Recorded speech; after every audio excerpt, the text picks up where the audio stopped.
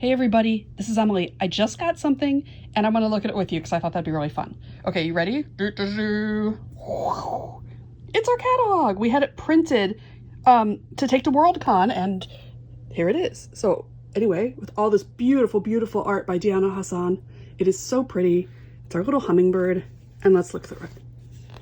And if you're one of our authors, this will be exciting so you get to see yourself in it.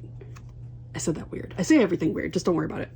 Okay, so it's like about us, we do stuff, we have the hummingbird, and then yes, we only came up with this in May and it's already being shipped out and it will be at Worldcon. It is Ula Tunnel's Faraway Dreaming and it's amazing. I mean, I'm not gonna like read it. You can stop by the table though at Worldcon and you can check it out. It's also on our website. And here we have Songs for the Shadows by Shara Lesson Toomey in Ghana. And seriously, I'm always serious. Well, I'm not always serious, but I'm serious about this. Everything going on in the Southsea-verse is really incredible. It is the best work. It is redefining genre, it's redefining literary, and it's just all good. So like, get into it. Our book, but all of it, really, seriously. Southsea-verse, go look it up. And then we have Wolf's Path by Joyce Chung, and I got to tell you about this one as well. This collection, if you've read Joyce's work, Wolf's work, as I say, if you've read Wolf's work, you know it's good. You've read it, but something about the way that they compiled it into this collection is just works. Like, it's really that good of a book. It's just like an entire experience. So go get into it. I strongly recommend. And also, because other publishers are not bringing you enough wolf sniffing balls of another wolf on the cover of books from Singapore with an artist from Thailand doing that. So amazing stuff. This is from our wonderful, dear, late Jubilee Cho, a middle grade title, and it's very emotional for me. I've taken on a very motherly role about this book in a lot of kind of literal ways. And then also, Ihor Maisak also passed away, and I feel very fond. I believe in some other universe, Ihor and I we met and were friends, and we caused trouble together. But I love this book, The Factory. This is Embroidered Worlds, the infamous book where we, quote, shredded the check. But, you know, honestly, what's really important about it is it's some really, really good, fantastic fiction from Ukrainian authors, and you should check it out. Here is The Great Assassin Trilogy by Gregory Wilson. I really love this trilogy. Aspects of the Alda duology by Brandon Crilly. Cast Off is coming out this fall. These are my own books, the Alicia series. I'll be writing books 4 and 5 soon, and they'll come out when they do. And then, okay, so we're all the way to page 10. And I'm just still seeing these books that are, I mean, I say this so sincerely, so good. One Arm Shorter Than the Other by Gigi Ganguly. If you haven't read it, it's just quirky and charming and fun and really creative. He's an amazing writer, and I'm just couldn't be prouder of it. And Pluralities by Avi Silver. You know, honestly, this book, and I don't say this lightly, this is a book of legend. Like, Amal Motar featured it in the New York Times Holiday Buying Guide. It's that good of a book. There's no book like it, really.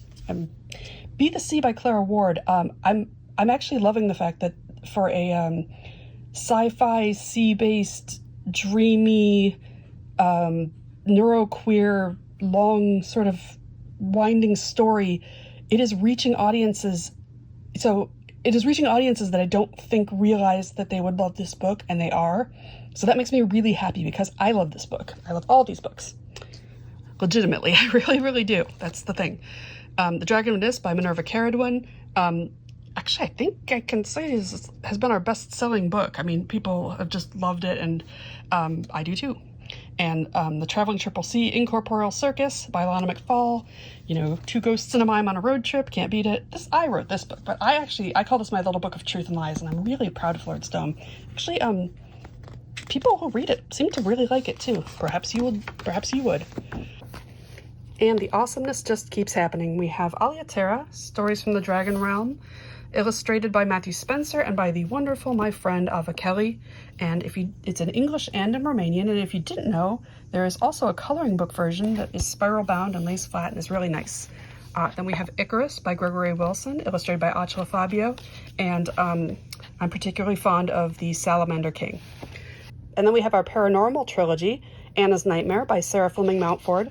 And something that's really fun about this, other than being set in Kansas City, which we are fond of, is that This first book was #1 in ghost stories on US Amazon on Halloween, which I think is pretty cool.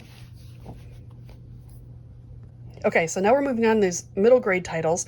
This is the Descent of Shadows trilogy by Ryan Glenn. It's really good because it doesn't talk down to young readers, and apparently we really like gray books with daggers, because we do. It's true. A Spatial Surprise by Synthesri Sarojini Koganti. I love this book, and look at that cover. It's incredible. Yes, by JDB. And then we have Forever After an Odd Adventure by KJ Quint. These stories are just, they're fun. I should probably say A Spatial Surprise, get it? Was actually written when Simtha was 11 and then published when she was 12. And it has like, it was just so sweet. I love her books. These are just some of my, like, you know, I get to be in the book too. It's my party, I get to be in it. Just Bart and Just Chad are ridiculous, and I should really stop apologizing for writing them, but I kind of can't.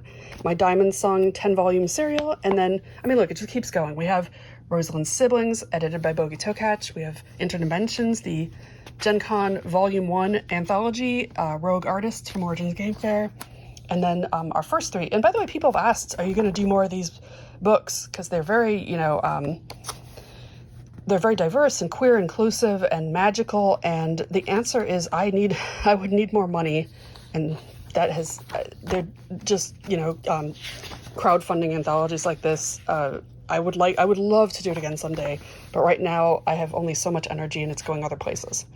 Content notes, and then look at this, we added a page. This is Horny Town Chutzpah by Andrew Hiller. I am pretty proud of I admit I wrote this, and I'm gonna take credit for it.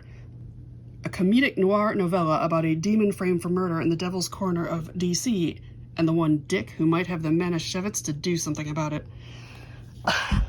And then we almost have a title for Emma's book, but just didn't want to say it too soon.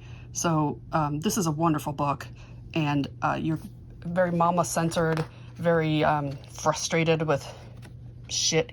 I must say shit on video. I did it. It's really good, and Emma's wonderful.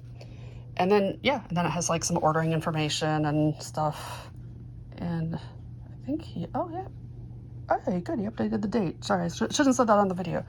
But anyway, I hope you enjoyed looking through this with me. Isn't it cool? We'll have it at Worldcon, and you can get all these books on our website, and we love them, and we love you, and we are our stories, and thank you for supporting indie fiction.